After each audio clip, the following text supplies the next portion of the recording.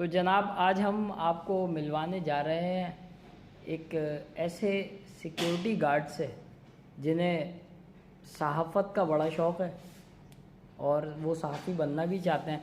तो आइए आपकी मुलाकात करवाते हैं। इनकी मुल्की बैनुल अक़वामी उमूर पर काफ़ी गहरी नज़र रहती है और ये इसी तरह जो है ना वो टीवी देखते रहते हैं कंप्यूटर में या एलसीडी में।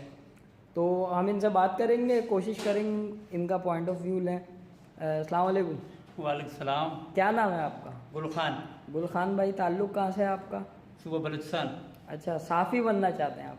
जी हाँ, सहाफ़ी बनना चाहता हूँ। सहाफ़ी क्यों बनना चाहते हैं? क्या ख्याल आया सिक्योरिटी गार्ड से एकदम सहाफ़ी बनने का? भाई जब आदिल आबादी जैसे जवान बन सकते हैं तो हमें क्या है, हम भी बन सकते हैं, कोई मसला नहीं इसमें। अच्छा, तो अब इनका जज्बा अज़्म और इनके जस्तजू देखते हुए हम इनसे ये सवाल पूछेंगे कि दौरे अमेरिका जो इमरान खान साहब पहुँचे हैं, अभी थोड़ी देर पहले अमेरिका पहुँचे हैं। जी जी। तो आपकी नज़र में वो दौरा कैसा दौरा होगा इमरान खान साहब का? बहुत अच्छा दौरा होगा इंशाल्लाह, जो होगा वो मंजूर खुदा होगा।